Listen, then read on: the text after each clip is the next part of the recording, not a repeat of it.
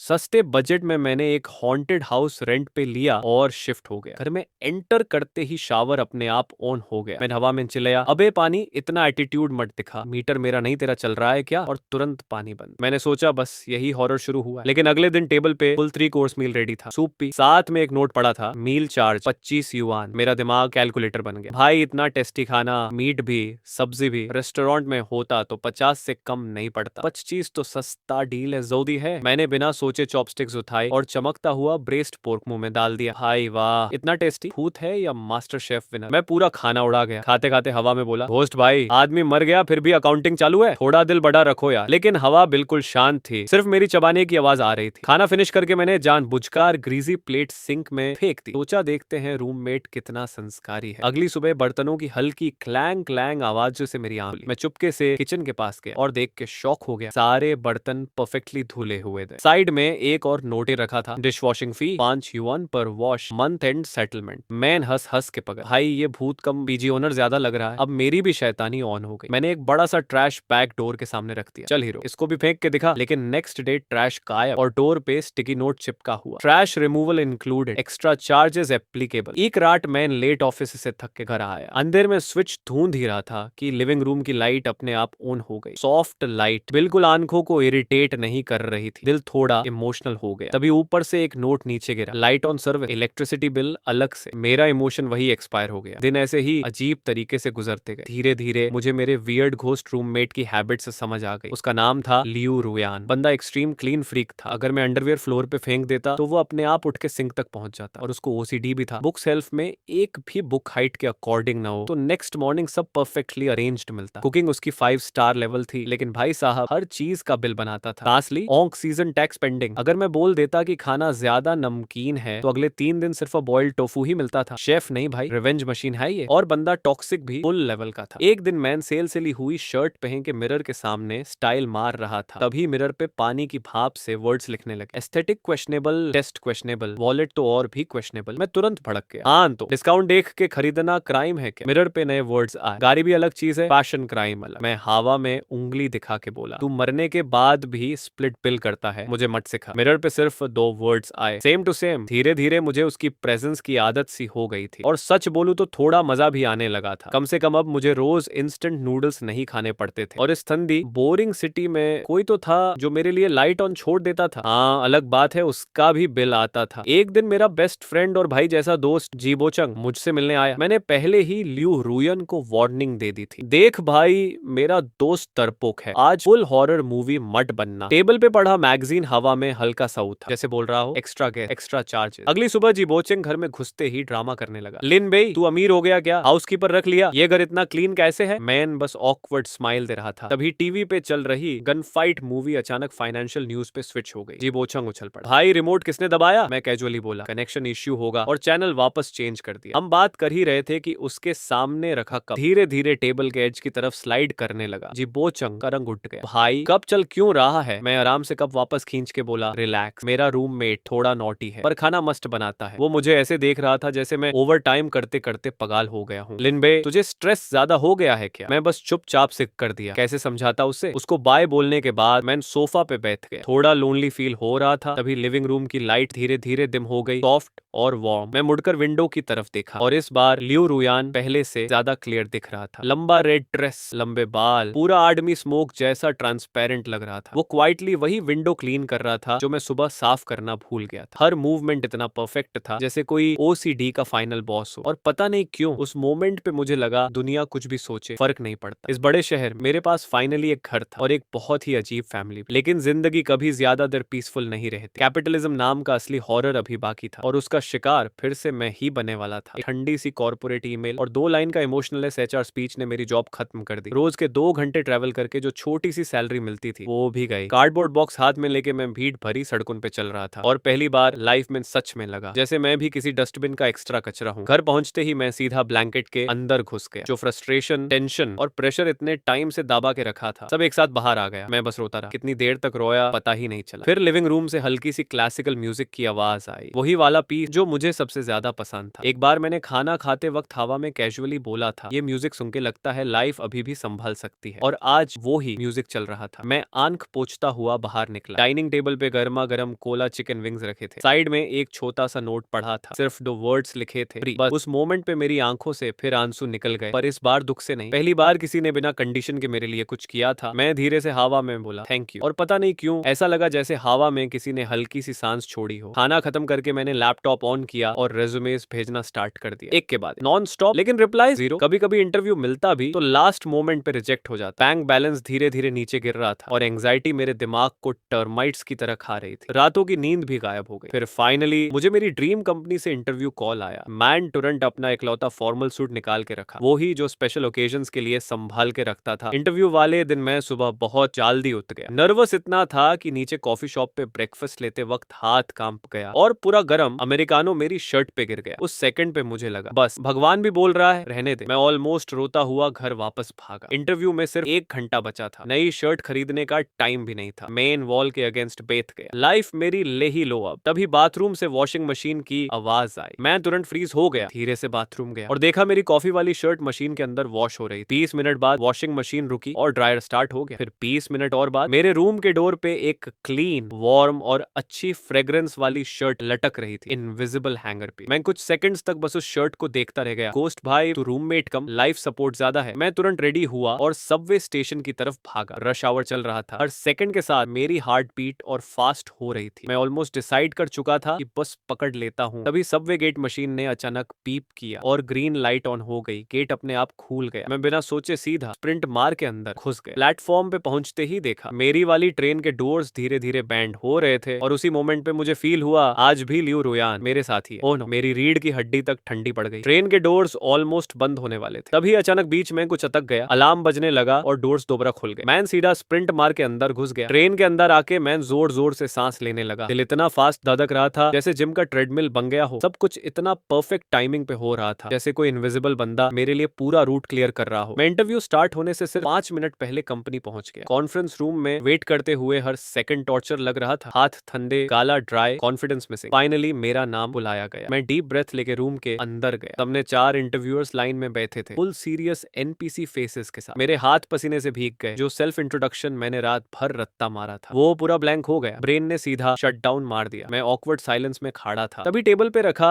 एक black pencil धीरे से रोल होके मेरे साइड आ गया। मैं इंस्टिंक्टिवली उसे पकड़ लिया। उस पेन का टच ठंडा था, पर पता नहीं क्यों मेरा दिमाग इंस्टेंटली काम हो गया। मैंने नीचे देखा और पेन पे नाइफ से खोदे हुए 2 छोटे वर्ड्स लिखे थे, डोंट पैनिक। बस जैसे किसी ने डायरेक्ट कॉन्फिडेंस इंजेक्शन लगा दिया। मैं सीधा स्माइल करके बोला good afternoon interviewer, my name is Lin Bei और यूएसएस दिन मैंने लाइफ का बेस्ट इंटरव्यू दिया। 1 वीक बाद मुझे उस कंपनी का ऑफर लेटर मिल गया। ऑफर मिलते ही मैं सुपरमार्केट भागा। एक अच्छी वाइन बॉटल और बहुत सारे फ्रेश इंग्रेडिएंट्स लेके घर आया। उस रात मैंने फुल फीस्ट बनाया। 2 ग्लासेस में वाइन डाली, 1 ग्लास हवा की तरफ उठाया और बोला ये toast Mir invisible life coach के नाम। दूसरा ग्लास हल्का सा हिलने लगा और क्लिंग की आवाज आई जैसे किसी ने चीयर्स किया हो। मैं हंसा पर आंखों में आंसू भी आ गए। मुझे समझ आ गया था मैं अब अकेला नहीं था। मेरे पास एक इनविजिबल गार्डियन एंजल था। नई जॉब के बाद मेरी और लियो रुयान की कोहैबिटेशन फुल हार्मनी मोड में चली गई। मैं पैसा कमाता था और वो घर को 5 स्टार होटल बना के रखता था। साथ में मेरी स्पेंडिंग हैबिट्स पे भी सीआईडी इन्वेस्टिगेशन चालू रखता था। अगर मैं फालतू खर्चा करूं तो next day budget chart ready मिलता था। भाई घोस्ट कम सीए ज्यादा लग रहा है। रोज ऑफिस से आता तो गर्म खाना रेडी मिलता। हर मंथ फाइनेंशियल प्लानिंग भी। ऑफिस प्रॉब्लम हो तो रिलेटेड बुक मैजिकली डेस्क पे अपीयर हो जाती थी। वो एक साइलेंट मेंटर था, एक ऑलराउंडर बटलर, एक अजीब सा फैमिली मेंबर। लेकिन मुझे उसके पास्ट के बारे में कुछ नहीं पता था और धीरे धीरे मेरी क्यूरियोसिटी बढ़ने लगी। आखिर लियो रुयान की डेथ हुई कैसे थी? ऑनलाइन बस इतना लिखा था कि एक्सीडेंटल मोल्ड पॉइजनिंग, पर मुझे कुछ गड़बड़ लग रही। एक दिन मैंने डायरेक्टली पूछ लिया लियो रुयान तुम्हारी डेथ कैसे हुई थी? रूम की लाइट्स अचानक क्लिकर करने लगी जैसे वो कुछ बोलना चाहता हो, बार कोई फोर्स उसे रोक रही हो। उसका रिएक्शन जितना इंटेंस था मेरा डाउट उतना ही स्ट्रॉन्ग होता गया। फाइनली मैंने डिसाइड किया कि इन्वेस्टिगेशन घर से ही स्टार्ट करूंगा। मैं उस रियल एस्टेट एजेंट से मिलने गया जिसने मुझे यह अपार्टमेंट रेंट पे दिया था। बहाने में बोला लीज रिन्यू करना है। रेस्टोरेंट में वो यूजुअल फेक स्माइल के साथ मिला। मिस्टर लिन सब बढ़िया चल रहा है ना? घर का फेंक शुई बहुत अच्छा है। मैं कैजुअली बोला बस थोड़ा क्यूरियस था पहले ओनर के साथ एग्जैक्टली हुआ क्या था। उसकी स्माइल एक सेकंड के लिए फ्रीज हो गई, फिर जल्दी से बोला अरे वो सब पुरानी बातें हैं, बस एक्सीडेंट था। वो बार बार टॉपिक चेंज कर रहा था और मुझे ओवरथिंक मत करो बोल रहा थी, पर पता नहीं क्यों उसकी ज्यादा फ्रेंडली बिहेवियर मुझे और सस्पिशियस लगने लगी। और उसी मोमेंट पे मुझे फील हुआ लियो रुयान की डेथ सिंपल एक्सीडेंट नहीं थी। एक नॉर्मल रियल एस्टेट एजेंट को सिर्फ घर रेंट पे देने से मतलब होता है। फिर ये बंदा मेरी मेंटल हेल्थ का थेरेपिस्ट क्यों बना हुआ था और और बार बार मुझे घर के पास्ट के बारे में जानने से क्यों रोक रहा था। मीटिंग खत्म हुई, मैंने फेक स्माइल के साथ उससे बाय बोला, पर मेरा डाउट और स्ट्रांग हो गया। असराट मुझे एक बहुत ही क्रीपी ड्रीम आया। ड्रीम में मैं एक घने सेफ्ट फॉग के बीच खड़ा था, इतना फोक कि अपना हाथ भी प्रॉपरली नहीं दिख रहा था। तभी दो आवाजें सुनाई देने लगी, फैमिलियर भी और अजीब भी। एक गुस्से से चिल्लाई, मुंह यूलू, मैंने तुम्हें दोस्त समझा था, तुमने पैसे कैसे चुरा लिए। दूसरी आवाज पैनिक में बोली, रूयन प्लीज, बस एक लास्ट चांस, मैं सब कवर कर दूंगी। ये क्लाइंट का पैसा है, ये क्राइम है, तुम मुझे मरने पे मजबूर कर रही हो। दोनों की आवाजें और लाउड होती गई और अचानक जैसे कोई हैवी चीज जमीन पे गिरी हो। उसके बाद कंप्लीट साइलेंस। मैं झटके से उठ गया, दिल क्रेजी स्पीड में धधक रहा था। ड्रीम इतना रियल लग रहा था कि मेरी बॉडी तक ठंडी पड़ गई। मुयुलू ये नाम लियू रुयान ने ड्रीम में बोला था। मैं तुरंत लाइट ऑन करके स्टडी रूम की तरफ गया और तब मेरी सांसें रुक गई। स्टडी रूम का डोर हल्का सा ओपन था। मुझे क्लियरली याद था मैंने सोने से पहले लॉक किया था। मैं धीरे से अंदर गया। डेस्क का बॉटम ड्रॉर जो हमेशा लॉक्ड रहता था अब ओपन था। अंदर एक ब्लैक लेदर डायरी रखी थी। मेरा हार्ट बीट और फास्ट हो गया। क्या लियू रुयान मुझे गाइड कर रहा है? कांपते हुए हाथों से मैंने डायरी खोली। पहले कुछ पेजेस बोरिंग फाइनेंस और इन्वेस्टमेंट नोट्स से भरे हुए थे। घोस्ट भाई मरने के बाद भी एक्सेल शीट मोड में था, लेकिन पेजेस फ्लिप करते करते एक नाम बार बार सामने आने लगा, मू युलू। डायरी में लिखा था कि लियू रुयान और मू युलू एक इन्वेस्टमेंट प्रोजेक्ट पे काम करते थे। फिर लियू रुयान को पता चला मू युलू ने सीक्रेटली बहुत सारा पैसा हाई रिस्क क्रिप्टो करेंसी में डाल दिया और पूरा इन्वेस्टमेंट डूब गया। Huge losses, massive financial hole. Diary के लास्ट पेज पे लियू रुयान ने लिखा था, ग्रीड के सामने सालों की फ्रेंडशिप भी बेकार निकली। मैं मू युलू को उसके एक्शंस की पनिशमेंट दिला के रहूंगी। और यही उसकी लास्ट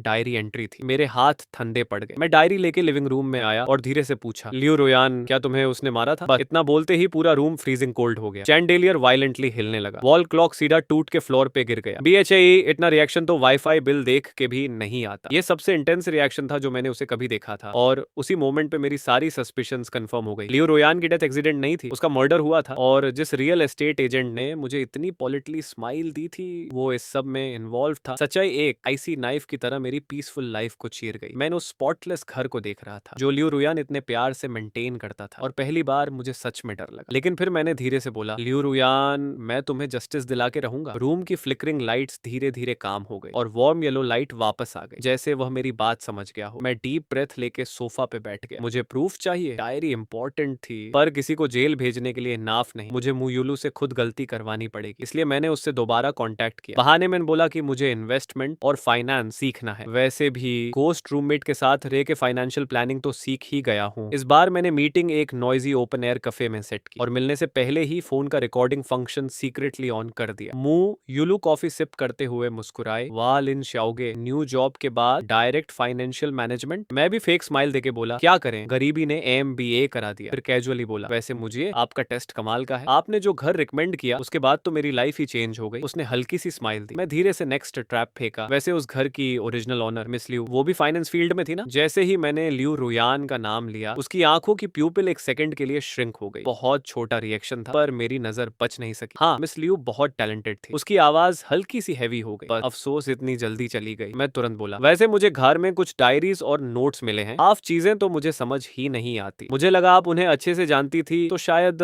हेल्प कर सके। पर यही मेरा बैट था। और फाइनली मुयुलू का एक्सप्रेशन हल्का सा क्रैक हुआ। उसका कॉफी कप पकड़ने वाला हाथ थोड़ा कांपा। डायरीज, उसने फोर्सेड स्माइल के साथ बोला, वो किसी और की प्राइवेट चीजें हैं, उन्हें ना देखना ही बेटर है। फिर अचानक उसने मुझे सीधा देखा। ब्रदर लिन, असघार में तुम्हें कुछ स्ट्रेंज चीजें फील हुई? मेरा हार्ट एक सेकंड के लिए स्किप हो गया। Strange like what? वो धीरे से बोली, जैसे रात को आवाजें या चीजें अपने आप मूव होना। उसकी आंखों में अजीब सा डाउट था, जैसे वह मुझे टेस्ट कर रही हो। क्या उससे पता चल गया कि लियू रुयान अभी भी यहाँ है? मैं कैजुअली लाफ करके बोला, मैं तो इतनी गहरी नींद सोता हूँ कि अर्थक्वेक भी स्नूज मार दे। शायद मेरी किस्मत स्ट्रॉन्ग है। उस लंच में हम दोनों एक दूसरे को टेस्ट कर रहे थे पर किसी को भी एग्जैक्ट आंसर नहीं मिला। 10 दिन के बाद मुझे लगने लगा कोई मुझे कॉन्स्टेंटली वॉच कर रहा है। ऑफिस से घर आते वक्त मुझे फुटस्टेप्स सुनाई देते, ना बहुत पास ना बहुत दूर। मैं जब भी मुड़कर देखता वहां कोई नहीं होता और घर के सुपरनैचुरल इवेंट्स भी सडनली हॉस्टाइल हो गए। पहले वाला क्लीन और ऑर्गेनाइज्ड गोस्ट बिहेवियर गायब हो गया। अब मिडनाइट में लिविंग रूम से नाइफ शार्पन होने की आवाज आती थी। रात की साइलेंस में वो साउंड और भी क्रीपी लगती थी। बाथरूम मिरर पे कभी कभी फ्रेश रेड हैंडप्रिंट दिख जाता, जैसे कोई अंदर से क्रॉल करके बाहर आने की कोशिश कर रहा हो। लेकिन मुझे पता था यह लियू रुयान नहीं था। उसके सुपरनैचुरल साइंस में एक अजीब सी सॉफ्टनेस होती थी, एक ऑकवर्ड केयर। पर ये सब प्योर मालिस से भरा हुआ था, जैसे कोई मुझे दरा के घर से भगाना चाहता हो। भाई, अगर रेंट बढ़ाना था तो डायरेक्टली बोल देते। मुझे समझ आ गया था मू युलू डर गई थी। उसे लग रहा था मैं लियू रुयान के बिलोंगिंग्स में कुछ डेंजरस ट्रूथ डिस्कवर कर लूंगा। एक रात मैं नाइटमेयर से उठ गया और देखा बेडरूम बेडरूम विंडो पे हल्की सी फॉग जाम गई है। उस फॉग में धीरे धीरे कुछ वर्ड्स लिखने लगे, क्रूकड शेकी, जैसे लिखने वाले की स्ट्रेंथ खत्म हो रही हो। मैं सांस रोक के देखने लगा। विंडो पे 3 वर्ड्स बने, डेंजर गो। मेरा दिल कस के दर्द करने लगा। लियो रोयान खुद ट्रैप्ड होने के बाद भी सबसे पहले मुझे बचाने की कोशिश कर रहा था। मैं विंडो के पास गया और अपने हाथ से वो 3 वर्ड्स मिटा दिए। ठंडे ग्लास को देखते हुए मैंने धीरे से कहा, मैं नहीं जाऊंगा, ये हमारा घर है, यहाँ किसी और को जाना चाहिए। अगले दिन मैंने ऑफिस से लीव ली और ऑनलाइन कुछ मिनी स्पाई कैमरों ऑन ऑर्डर किए। कुछ चार्जिंग हेड के डिस्गाइज में थे, कुछ नॉर्मल डेकोरेशन आइटम्स जैसे। एक कैमरा डायरेक्टली फ्रंट डोर के सामने लगाया, एक लिविंग रूम के कॉर्नर में और एक स्टडी रूम की बुक शेल्फ में हाइड कर दिया। CID वाला बैकग्राउंड म्यूजिक मिसिंग था बस। इंस्टॉलेशन के तीसरे दिन मेरा फोन बजा। रोदरलिन घर पे हो? मू युलू की आवाज। गैस कंपनी एरिया इंस्पेक्शन कर रही है, एजेंट होने के नेट मुझे भी चेक करना पड़ेगा। तुम्हारे गैस पाइप्स देखने हैं, कब कन्वीनियंट रहेगा? Gas pipe check? वह क्या एक्सक्यूज बनाया है? सीधा घर में एंट्री भी मिल जाएगी और अपना नेक्स्ट प्लान भी एग्जीक्यूट कर लेगी। मैं डिस्गस्ट दबा के बोला, हाँ सिस्टर मू, मैं घर पे हूँ, आप कभी भी आ जाओ। कॉल कट करते ही मैंने एक स्टिकी नोट निकाला और लियो रोयान के लिए लिखा, शी इज कमिंग। बाद में जो होगा देखते हैं। नोट मैंने लिविंग रूम के सबसे विजिबल स्पॉट पे चिपका दिया। हाफ आवर बाद डोरबेल बाजी। मैं पीप होल से देखा, मुयुलू खड़ी थी। मैंने डोर ओपन करके फेक स्माइल दी। सिस्टर मू, आपको तकलीफ हुई? वह भी फेक स्माइल के साथ बोली, अरे रेजिडेंट्स की सेफ्टी इंपॉर्टेंट होती है। लेकिन उसकी आंखें डोर से एंटर करते ही रूम को स्कैन करना स्टार्ट कर चुकी थी। Living room, dining area, balcony, जैसे कोई स्नेक अपना प्रे ढूंढ रहा हो। और फाइनली उसकी नजर स्टडी रूम के टाइटली क्लोज्ड डोर पे रुक गई। मेरा हार्ट बीट थोड़ा फास्ट हो गया। वो किचन की तरफ चली गई, मैंने उसके पीछे। वो गैस स्टोव और वाटर हीटर को प्रिटेंड करके चेक कर रही थी, पर क्लियरली उसका फोकस कहीं और था। तभी उसके पास वाली डाइनिंग चेयर अचानक खुद से आधा मीटर पीछे स्लाइड हो गई। मुयुलू तुरंत मुड़ गई। उसका फेस एक सेकंड में व्हाइट पट गया, पर लिविंग रूम बिल्कुल खाली था। मैंने इनोसेंट फेस बना के बोला, क्या हुआ सिस्टर मू? वो फोर्स्ड काम वॉइस में बोली कि कुछ नहीं, शायद मुझे लगा। लेकिन उसके फॉरहेड पे कोल्ड स्वेट क्लियरली दिख रहा था और उसी मोमेंट पे मुझे कंफर्म हो गया, जो इंसान इनोसेंट होता है वो एक मूविंग चेयर से इतना नहीं डरता। फिर वो बोली, मैन वॉशरूम यूज कर लेती हूँ। मैं कैजुअली सोफा पे बैठा रहा, पर मेरी नजर लिविंग रूम के मिरर रिफ्लेक्शन पे फिक्स्ड थी। मिरर में उसकी हर मूवमेंट क्लियरली दिख रही थी। 2 स्टेप्स बाथरूम की तरफ गए, फिर अचानक मुड़कर टिपटो काटते हुए स्टडी रूम की तरफ बढ़ने लगी। मिली गई चोरनी। उसका असली टारगेट स्टडी रूम था, लियो रुयन के बिलोंगिंग। मेरा हार्ट लिटरली थ्रॉट तक आ गया। जैसे ही उसका हाथ स्टडी रूम के डोर नॉब को टच करने वाला था, बाथरूम की लाइट अचानक फुल ब्लास्ट ब्राइटनेस में जल उठी और नेक्स्ट सेकंड सिंक का faucet on, shower on, toilet tank flush, जो भी चीज पानी निकल सकती थी सब एक साथ एक्टिवेट हो गई। भाई लियो रुयन फुल वाटर बेंडिंग मोड में आ गई। बाथरूम से टेरिफाइंग आवाज आई। मुयुलू ऑलमोस्ट चिल्लाते हुए स्टडी रूम से भागी। मैं भी एक्टिंग करते हुए पैनिक मोड में बोला, क्या हुआ सिस्टर मू? सब ठीक है। वो बाथरूम और ईरिली साइलेंट लिविंग रूम को देख रही थी। उसकी आंखों में अब जेन्युइन फियर था। नो पाइप्स शायद खराब हैं, मुझे कंपनी वापस जाना होगा। वो ऑलमोस्ट भागते हुए डोर की तरफ गई और जल्दी जल्दी शूज पहनने लगी। लेकिन जाते वक्त उसने एक बार मुड़कर मुझे देखा और इस बार उसकी आंखों में कोई फेक स्माइल नहीं थी, सिर्फ कोल्ड हेट्रेड और प्योर मर्डरस इंटेंट। मेरा दिल एक सेकंड के लिए जम गया, लेकिन मैंने भी उसकी आंखों में आंखें डाल के कामली देखा, विदाउट ब्लिंकिंग। अब डर तुझे लग रहा है? दूर जोर से बंद हुआ। मैं उसके जाते ही डोर के अगेंस्ट लीन हो गया और लंबी सांस छोड़ी। मेरे पैर लिटरली वीक हो चुके थे। मैं ऑलमोस्ट फ्लोर पे गिर गया। तभी लिविंग रूम में चिपका स्टिकी नोट धीरे से हवा में हिला और साइलेंटली फ्लोर पे गिर गया, जैसे लियो रुयान बोल रही हो, राउंड 1 कंप्लीट। मैंने स्टिकी नोट उठाया, फर्स्ट राउंड, हम जीत गए थे। मैं तुरंत फोन निकालकर सिक्योरिटी कैमरा फुटेज चेक करने लगा। वीडियो में क्लियरली रिकॉर्ड हुआ था, मू युलू चुपके से स्टडी रूम की तरफ जा रही थी और जाते वक्त उसकी वो कोल्ड मर्डर ग्लेयर भी परफेक्टली कैप्चर हो गई थी। एविडेंस अब और स्ट्रॉन्ग हो गया था, लेकिन मुझे पता था ये फेल टेस्ट उसे और डेंजरस बना देगा। अब वो एक्टिंग नहीं करेगी। और सच में स्टॉर्म मेरी एक्सपेक्टेशन से भी जल्दी आ गया। मुयुलू ने अब अपना फेक स्वीट मास्क पूरी तरह उतार दिया था। उसे पता चल गया था कि ये घर हॉन्टेड है और अब वह इसी चीज का यूज करने वाली थी। वो अपनी पुरानी ट्रिक रिपीट करना चाहती थी। एक एक्सीडेंट, गैस पॉइजनिंग। रात के 2 बजे लिविंग रूम से एक हैवी धूम की आवाज आई, जैसे कोई बालकनी क्रॉस करके अंदर गिरा हो। मेरी आंख तुरंत खुल गई। वो आ गई। मैं सांस रोक के धीरे से बेड से उतरा और बेडरूम डोर के पीछे हाइड होके क्रैक से लिविंग रूम देखने लगा। अंधेरे में एक डार्क फिगर स्लोली मूव कर रहा था। उसके हाथ में टूल बॉक्स था और वह सीधा किचन की तरफ जा रही थी। मेरा हार्ट इतना फास्ट बीट कर रहा था कि लगा चेस्ट से बाहर आ जाएगा। मैं ट्रेम्बलिंग हैंड से फोन उठाया, ब्राइटनेस लोएस्ट पे की और 110 डायल कर दिया। कॉल कनेक्ट होते ही मैंने कुछ नहीं बोला। फोन का स्पीकर लिविंग रूम की तरफ कर दिया। साइलेंट इमरजेंसी कॉल, प्लीज काम कर जा। उसके बाद मैंने कैमरा ऐप ओपन की, लाइव स्ट्रीम ऑन की और अपने दोस्त को एक प्री रिटन SOS मैसेज के साथ भेज दिया। अगर मेरे साथ कुछ हो जाए तो ये एविडेंस है। पुलिस को कॉल मत करना, उनके कॉन्टैक्ट का वेट करना। मैसेज भेजने के बाद मैं डोर के पीछे चिपक गया। हिलने की भी हिम्मत नहीं हो रही थी। लिविंग रूम में मुयुलू किचन तक पहुंच चुकी थी, बस अब वो अंदर जाके कुछ करने वाली थी। तभी किचन डोर उसके मुंह पे जोर से बांड हो गया। मुयुलू शॉक में पीछे हट गई और अगले सेकंड डोर पे जोर जोर से पाउंडिंग स्टार्ट कर दी। खेचोल खेचोल। डोर क्रैक से मैंने मैंने लिविंग रूम की हवा मैंने एक सेमी ट्रांसपेरेंट फिगर देखी, वो थी लियू रुयान, लेकिन इस बार उसका फॉर्म पहले से बहुत वीक था, जैसे हवा का एक टुकड़ा जो कभी भी उड़ सकता हो। मुझे इंस्टेंटली समझ आ गया, सिर्फ वो किचन डोर बंद करने में ही उसकी ऑलमोस्ट सारी पावर लग गई थी। वो अपनी एग्जिस्टेंस यूज करके मेरे लिए टाइम बाय कर रही थी। मुंह यूलू डोर तोड़ने की कोशिश कर रही थी। हर किक के साथ ओल्ड वुडन डोर जोर से हिलता और हर इम्पैक्ट के साथ लियू रोयान और ट्रांसपेरेंट होती जा रही थी। उसकी वंस क्लियर आउटलाइन ब्लर होने लगी, जैसे कोई स्मोक हवा में डिसॉल्व हो रहा हो। मेरा दिल अंदर से टूट रहा था। भाई ये तो अपनी एचपी सैक्रिफाइस कर रही है, मैं और हाइड नहीं कर सकता था। मैं उससे मेरे लिए डिसअपियर होते हुए नहीं देख सकता था। पता नहीं कहां से करे जाया। बार एक सेकंड में मेरा सारा फियर गायब हो गया। मेरी नजर रूम के कॉर्नर पे पड़ी, वहां मेरा हैवी फ्राइंग बन रखा था। मैं तुरंत भाग के गया और दोनों हाथों से पैन टाइटली पकड़ लिया। जिम मेंबरशिप का असली यूज आज समझ आया। तभी किचन डोर फाइनली टूट गया। मुंह यूलू गुस्से में बाहर निकली, उसकी आंखें लाल थीं, फेस पूरा ट्विस्टेड रेज से भरा हुआ, बिल्कुल एक पगाल जानवर की तरह। और उस मोमेंट पे मैंने फ्राइंग पन और टाइट पकड़ लिया। उसने मुझे देखा और मेरे हाथ में फ्राइंग पन भी। वो पगलपन भरी आंखों से चिल्लाई, तू अभी भी रेजिस्ट करेगा? आज तुम दोनों मरोगे। और नाइफ लेकर सीधा मेरी तरफ दौड़ी। लेकिन इस बार मैं पीछे नहीं हटा, मैं भी फुल स्पीड में उसकी तरफ भागा और पूरी स्ट्रेंथ से फ्राइंग पैन उसके सिर पे दे मारा। एक हैवी डल साउंड रूम में गूंज उठी। मुंह यूलू सीधा जमीन पे गिर गई और उसी मोमेंट मेरी आंखों के कोने में मैंने लियू रुयान को देखा। उसका लास्ट फेंट सिलहूट धीरे धीरे स्टारलाइट की तरह हवा में बिखर रहा था। वो सच में जा रही थी। एक ब्लड रिटन नोट हवा में फ्लोट करता हुआ मेरे पास गिरा। उस फेमिलियर हैंड राइटिंग में इस बार एक अजीब सॉफ्टनेस थी। उसमें लिखा था, अपना ख्याल रखना, इस बार उसे प्लीज मेरी बात मान लो। मेरे हाथ से फ्राइंग पन जोर से गिर गया। मैं घुटनों पे बैठ गया और उस नोट को देखने लगा। आंखों से टीयर्स नॉनस्टॉप गिर रहे थे, पर आवाज नहीं निकल रही थी। सायरन्स की आवाज धीरे धीरे पास आने लगी। पुलिस टाइम पे आ गई थी। मुयुलू अनकॉन्शियस स्टेट में अरेस्ट हो गई और मुझे हीरो ट्रीट किया गया। ब्लैंकेट में रैप करके पुलिस स्टेशन ले गए। मेरी phone recording, home security camera footage और जी बोचेंग को भेजा हुआ लाइव स्ट्रीम लिंक, सब मुयुलू के अगेंस्ट सॉलिड एविडेंस बन गया। इंटेरोगेशन रूम में एक पुलिस वुमन ने काल्मली पूछा एग्जैक्टली क्या हुआ था। मैं वो सब बताया, बस एक चीज छोड़कर, लियू रुयान। मैंने सिर्फ इतना बोला, पता नहीं क्यों इस घर में मुझे हमेशा लगता था कोई मुझे वार्न करता। डेंजर आने से पहले लाइट्स फ्लिकर करती थी, चीजें गिर जाती थी और इस बार किचन डोर सडनली बंद हो गया, जिसकी वजह से मुझे पुलिस कॉल करने का टाइम मिल गया। थोड़ी देर साइलेंस रही, फिर पुलिस वुमन स्लोली बोली, शायद प्रीवियस ओनर अब भी इस घर को प्रोटेक्ट कर रही थी। मैंने कुछ नहीं बोला, बस आंखें नीचे कर ली। इन्वेस्टिगेशन में सब सच सामने आ गया। मुयुलू सालों से रियल एस्टेट एजेंट बन के इस घर को मॉनिटर कर रही थी। उसे डर था कोई टेनेंट लियू रुयान के केस का ट्रुथ डिस्कवर ना कर ले। और जब उसे लगा कि मेरा कनेक्शन इस घर से ज्यादा डीप हो रहा है, उसने मुझे भी खत्म करने का प्लान बना लिया, बिल्कुल वही तरीका यूज करके, गैस पॉइजनिंग। कुछ दिन बाद हर न्यूज चैनल पे एक ही हेडलाइन चल रही थी, years old murder case finally solve. अब लियू रुयान का नाम एक्सीडेंटल डेथ के साथ नहीं जोड़ा जा रहा था। उसे फाइनली जस्टिस मिल गया था। मैं टैक्सी में बैठा फोन पे न्यूज देख रहा था और एक लंबी सांस छोड़ी। हाँ, केस सॉल्व हो गया था, पर मेरे अंदर सिर्फ एम्प्टीनेस बची थी। मैं वापस उस घर आया, हमारे घर। डोर खोला तो अंदर सब परफेक्टली क्लीन था। फ्रेंच विंडोज से सनलाइट आ रही थी। बुक्स नीटली अरेंज थी। किचन स्पॉटलेस था। हर जगह लियू रुयान की प्रेजेंस थी। लेकिन मुझे पता था अब वह यहाँ नहीं थी। अब कोई डिनर का ए बिल नोट नहीं छोड़ेगा, कोई इलेक्ट्रिसिटी बिल का रिमाइंडर नहीं देगा और रात के अंधेरे में रेड ड्रेस पहने वह ब्लरी फिगर मेरे क्लॉथ्स आयरन करती हुई कभी नहीं दिखी। पहली बार मुझे इतनी सफोकेटिंग लोनलीनेस फील हुई। मैं सोफा के सामने फ्लोर पे बैठ गया, उस कशियन को हक किया जहां लियू रुयान यूजुअली बैठती थी और फेस उसमें छुपा के जोर जोर से रो दिया। काफी देर बाद जब मेन काल्म हुआ तो रूम क्लीन करना स्टार्ट किया। वो इतनी क्लीन फ्रीक थी, घर मैसी नहीं रहना चाहिए। स्टडी रूम क्लीन करते वक्त मुझे डायरी के नीचे एक और ब्लैक नोटबुक मिली। मैंने ओपन की और अंदर लिखा था, may the dinner split equally, Lin Bei's 25 yuan, मैं 12 डिशवॉशिंग फी, लिन बेओज 5 युआन, मैं 15 ट्रैश डिस्पोजल, लिन बेओज 10 युआन। मेन पेजेस फ्लिप करता गया और हासते हासते रो पड़ता। यार कितनी कंजूस गोश्त थी। फिर मैं लास्ट पेज पे पहुंचा। मुझे लगा टोटल बिल लिखा होगा, लेकिन वहां सिर्फ कुछ सिंपल वर्ड्स थे, एलिगेंट हैंड राइटिंग में, पर इस बार बहुत वार्मथ के साथ, अच्छे से जीना, टाइम पे खाना खाना। बस वो वर्ड्स देखते ही मेरी सारी इमोशनल वॉल्स टूट गई। मैं उस लेजर को जोर से हक करके फ्लोर पे बैठ गया और एक छोटे बच्चे की तरह रोता रहा, बिल्कुल उस बच्चे की तरह जिसे पूरी दुनिया छोड़ के चली गई हो। उसके बाद लाइफ धीरे धीरे नॉर्मल होने लगी। मैं अपनी ड्रीम कंपनी में काम करता रहा, रोज क्यूबिकल में बैठ के एक स्टेबल अडल्ट का रोल प्ले करता था। किसी को नहीं पता था कि मैं किस टाइप के लाइफ एंड डेथ नाइटमेयर से गुजरा हूँ और किसी को ये भी नहीं पता था कि मैंने कितनी इंपॉर्टेंट इंसान को लूज किया है। जिबोचंग ने मुझे बहुत बार बोला, लिनबे घर चेंज कर दे, ये जगह बहुत पेनफुल है, लेकिन मैंने मना कर दिया, ये मेरा घर है। और धीरे धीरे मैं अनअवेयरली लियू रुयान के रूल्स फॉलो करने लगा। खाने के बाद प्लेट्स तुरंत वॉश करता, ड्राई करके प्रॉपरली कपबोर्ड में रखता, ट्रैश फुल हो तो सेम नाइट बाहर फेंक देता, वरना ghost madam over time charge कर देती। मैन कुकिंग भी सीखना स्टार्ट किया। सच बोलूं तो कुकिंग टेरेबल थी, मेरी नूडल्स भी इमोशनल डैमेज लगती थी, लेकिन फिर भी मैंने रोज 2 लोगों का खाना बनाता, एक प्लेट अपने लिए, एक सामने वाली एम्प्टी चेयर पे, और फिर खुद से बातें करता रहता। आज ऑफिस में एक अजीब क्लाइंट मिला और हाँ, प्रोजेक्ट बोनस भी मिला। मुझे पता था अब कोई रिप्लाई नहीं आएगा, कोई मेरे टेस्ट का मजाक नहीं उड़ाएगा, कोई मिरर पे सार्केस्टिक कमेंट्स नहीं लिखेगा, और जब मैं चढ़ूंगा कोई क्लासिकल म्यूजिक भी नहीं बजाएगा। लेकिन फिर भी मैं ये हैबिट्स नहीं छोड़ पा रहा था, जैसे वो अभी भी यही हो। मैंने और ज्यादा काम करने लगा, बगालों की तरह। बिग प्रोजेक्ट्स मिलने लगे, प्रमोशन मिला, सैलरी बढ़ गई, करियर फुल स्पीड से ऊपर जा रहा था। ऑफिस वाले बोलते लिन बे टोटली चेंज हो गया है, काल्म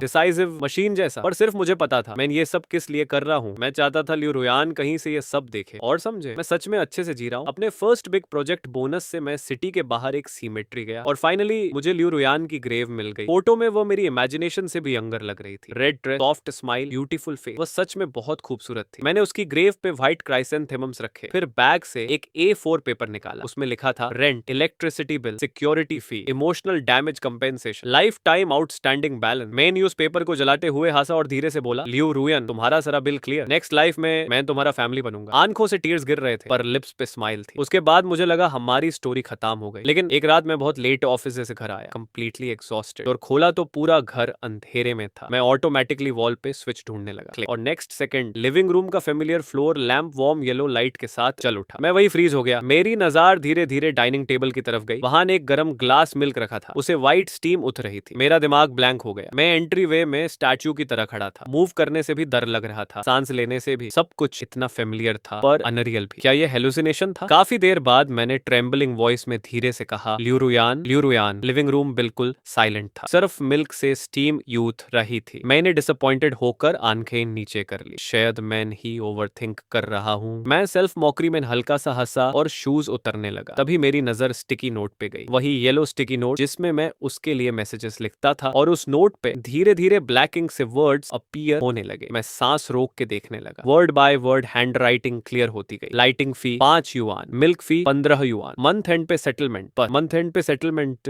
देखते ही मेरी आंखों से टीयर्स फूट पड़े। मैं एक साथ हंस भी रहा था और रो भी रहा था। लियू रुयान, तुम कितनी कंजूस हो यार। ब्लॉकहेड घोस्ट। वार्म लैंप लाइट के नीचे वो फिगर जिसे मैंने हर दिन मिस किया था, एक सेकंड के लिए मेरे सामने क्लियर हो गई। रेड ड्रेस, सॉफ्ट स्माइल, वाही फेमिलियर आई। वो कुछ बोली नहीं, लेकिन उसकी आंखें सब कह रही थी मैं कभी गई ही नहीं। उस दिन जो लाइफ एंड डेथ बैटल हुई थी, उसने लियू रुयन को डिस्ट्रॉय नहीं किया था। उसकी सोल गायब नहीं हुई थी, बस उसकी सारी स्ट्रेंथ खत्म हो गई थी। वो एक डीप स्लीप जैसी स्टेट में चली गई थी। और फिर मेरी उसके लिए लॉन्गिंग, मेरा हर दिन अच्छे से जीने की सी, इस घर को वैसे ही संभाल के रखना, ये सब धीरे धीरे उसके लिए एनर्जी बन गया। जैसे मेरी फीलिंग्स उससे धीरे धीरे वापस जगा रही हूँ। मैं उससे देखते हुए धीरे से पूछा, तुम गई क्यों नहीं? तुम्हारी ग्रीवांस अब तो खत्म हो गई ना? लियू रुयन ने डायरेक्टली आंसर नहीं दिया। वो स्लोली एंट्रेंस के शू कैबिनेट की तरफ ड्रिफ्ट कर गई और कैबिनेट की तरफ पॉइंट किया। मैन कंफ्यूज्ड होकर वहां गया और शू कैबिनेट ओपन किया। अंदर मेरे स्नीकर और कैनवस शूज के साइड में एक pair brand new women slippers रखे थे। मैं फ्रीज हो गया। मुझे याद आया लास्ट टाइम शॉपिंग पे गया था, तब मैंने इंपल्स में ये स्लीपर्स बाय किए थे। उस वक्त मुझे समझ भी नहीं आया था कि मैंने क्यों खरीदे। बस दिल में एक अजीब फीलिंग आई थी, इस घर में ये स्लीपर्स होने चाहिए। मैंने धीरे से उसकी तरफ देखा और वो हेल्पलेस सी स्माइल कर रही थी। तब मुझे फाइनली समझ आया, लाइफ शायद फिर से स्टार्टिंग पॉइंट पे आ गई थी, पर अब सब कुछ कंप्लीटली डिफरेंट था। मैं भी स्माइल करने लगा। हाँ, क्यों जाओगी? ये तुम्हारा घर है और मैं तुम्हारा फैमिली हूँ। विंडो से सनलाइट रूम के अंदर आ रही थी। हवा में उड़ते टाइनी डस्ट पार्टिकल्स चमक रहे थे और उस वार्म लाइट के बीच 2 सोल्स एक दूसरे पे डिपेंड करते हुए खड़े थे। इस ह्यूज बिजी सिटी में हम दोनों अपनी अजीब सी कोहाबिटेशन स्टोरी कंटिन्यू करने वाले थे, एक दूसरे के सबसे स्पेशल फैमिली बनके। और हाँ, वो लेजेंडरी अकाउंट बुक भी कंटिन्यू होने वाली थी। Lighting fee, milk fee, emotional support fee, settlement month and पे। भाई ये घोस्ट कम और अकाउंटिंग डिपार्टमेंट ज्यादा है। तो दोस्तों, कभी कभी फैमिली खून से नहीं फीलिंग्स से बनती है। एक हॉन्टेड हाउस ने लिन बे को सिर्फ डर नहीं बल्कि जिंदगी जीना भी सिखाया। अगर आपको भी लियू रुयान और लिन बे की स्टोरी इमोशनल लगी हो तो वीडियो को लाइक, कमेंट और चैनल को सब्सक्राइब करना मत भूलना।